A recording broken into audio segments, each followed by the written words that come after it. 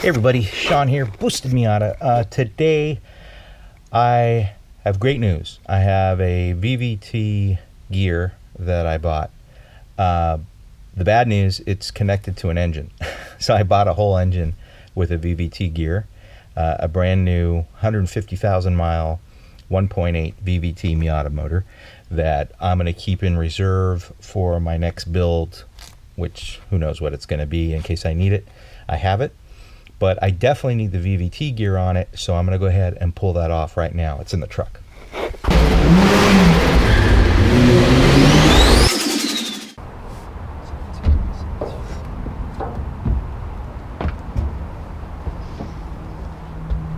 And I'm going to take the VVT gear off of there and stick it on the Miata, and hopefully it solves my VVT problem. I'm hoping it will, because it's cheaper than, you know, this worked out to be cheaper than buying a new one, obviously, which is $500, or even buying one off of eBay.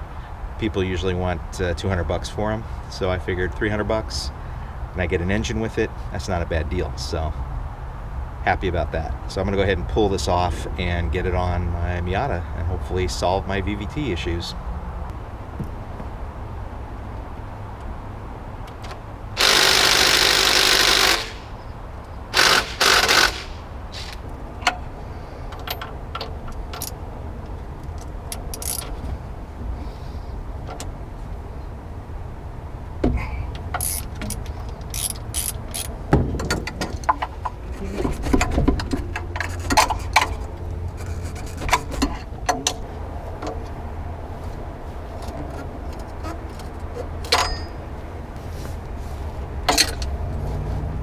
So this gear looks pretty good. The oil looks really clean. I'm really hopeful that this thing works. I am not going to open it up. I'm not going to attempt to rebuild it. I'm not going to let the magic voodoo come out of this thing, which seems to happen when you open these things up. Bad things seem to happen. Although I've rebuilt these in the past, the last couple times I have not been successful in rebuilding it. So the next step is to get this on the car.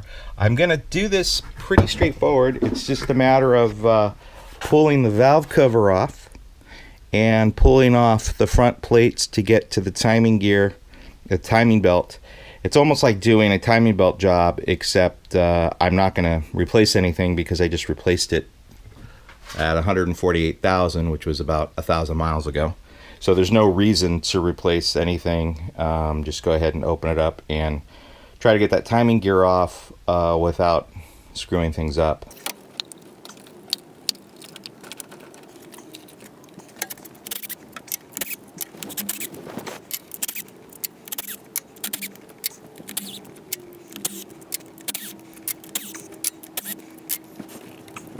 There's a 19 millimeter banjo bolt that goes to the VVT oil feed line here.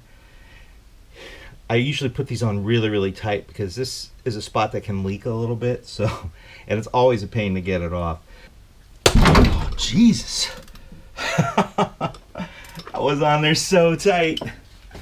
So you want to get that alternator belt off, which is right here. There's a 14 millimeter hex head bolt that's on the other side of that. I don't know if you can see it. The other side of this bolt is 14 millimeter. That's got to be loosened.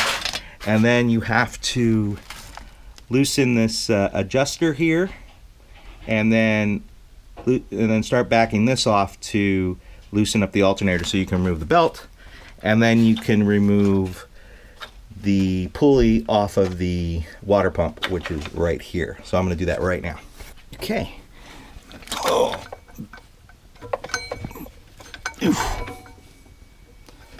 All right, fan belt off, alternator belt off, whatever. Okay, now I gotta get that pulley out. I need a 10 millimeter for that.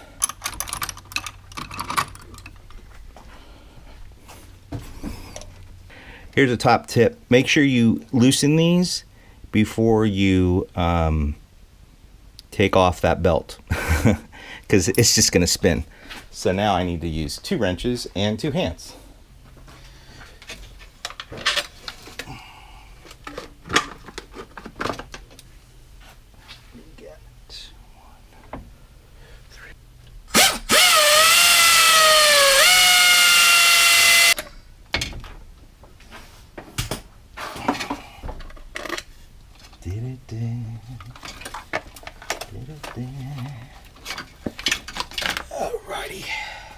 think that's all I'm going to remove. I've got just really the top plate, or the top cover and the middle cover. I think I can leave this bottom cover on, even though yeah. So I think I can leave this bottom cover on, got the middle cover off and the top cover off. And all I have to do now is loosen this tensioner, and I should be able to slip this off. But before I do that, I'm going to go ahead and get this all lined up and mark my points on the belt and on the gears, so I can kind of get it all lined up when I put it back together.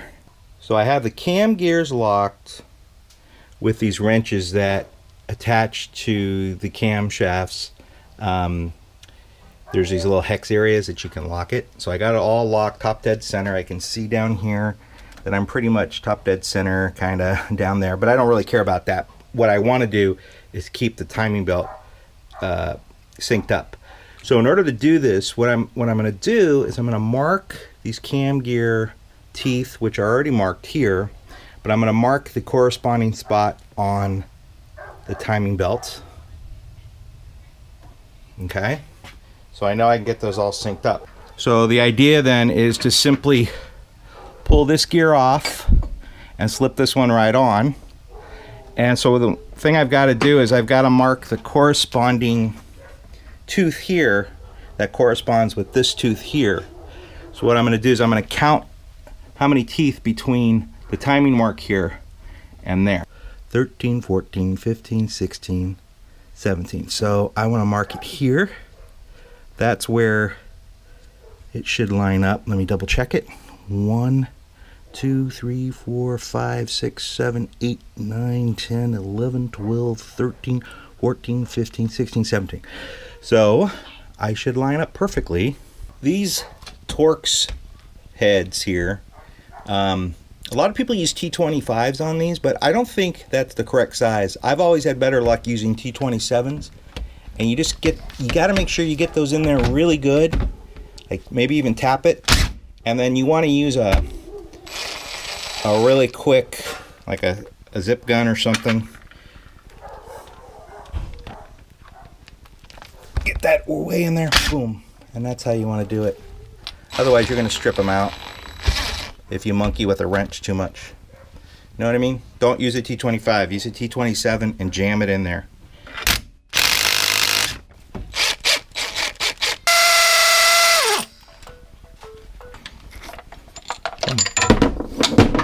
Okay, that's nice. And off you go. Okay, while I have that off, just do a quick little inspection. Cam seal is not leaking, it looks okay. Everything looks relatively clean down there. Yeah, okay.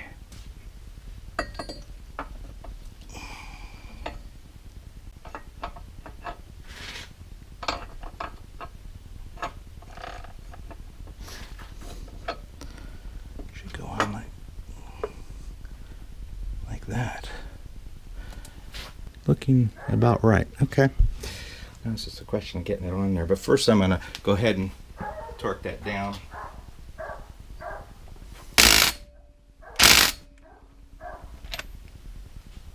Now see, I'm off by a hair. That's got to come back a little bit more. It jumped. So what I got to do is kind of work it on like this, because it. There we go. So I want to check my timing marks, make sure I'm where I want to be. So looks like that's lined up, that's lined up, and it looks like I'm lined up here. So what I'm going to do is I'm going to go ahead and spin this around a couple times and make sure, take up the tension and make sure we stay in sync. So let's do that.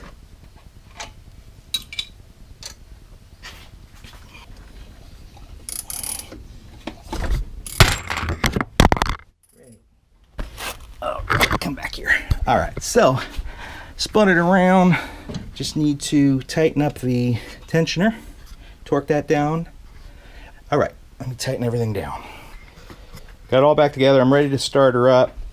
But I just wanted to mention a few things because I didn't show myself putting it back together. But, oops, make sure the VVT is plugged in. Make sure if you pull your VVT valve cover off that you reconnect the banjo bolt here at the back to the VVT oil feed line. Really, really important, because if you don't connect that, you're going to be dumping oil all over the back of your motor. So connect that. Also make sure you use fresh copper washers, sealing washers in there. Really, really important to make sure that seals. And you really want to torque that down pretty good. You want to crank on that pretty good. I don't know what the actual torque spec is, but I usually really crank on it with a good size wrench just to get it nice and tight. The only other pointer I have is on the water pump pulley. Right here. Ow. Right here. What you want to do is you want to finger tight these bolts, then put your belt on, tighten up the belt, get it tight, and then go back and then torque these down. You want more than finger tight. You want it tight so it's not wobbly. Put your belt on, then you can go in and torque them down and the motor won't spin on you. And they don't take much. They're probably like 120, 130 inch-pound of torque. And make sure that's all good. And it looks like I'm ready to start this thing up. So let's see what happens.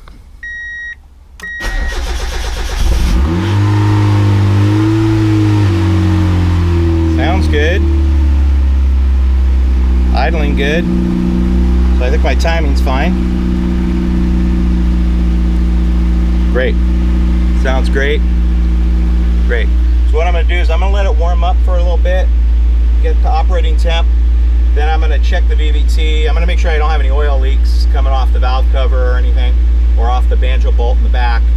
And then check the VVT and make sure that VVT is working. Car's all warmed up, took it out for a spin, no oil leaks from the valve cover or anything. And it looks like my VVT is working. I have it here on my phone. You can see it's syncing up pretty well.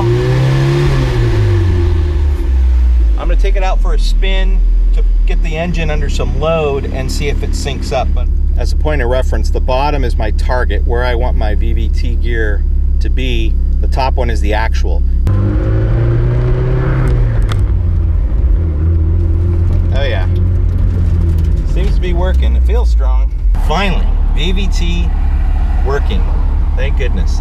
Well, thanks a lot, guys, for watching. I really appreciate you checking out my channel. Be sure to check out more videos. I got more stuff coming up. Lots to do here on the boosted Miata. Like this video if you like it. Subscribe and hit the little alarm so you get updates when I post a video. Take care, everybody. I'll talk to you later. Bye-bye.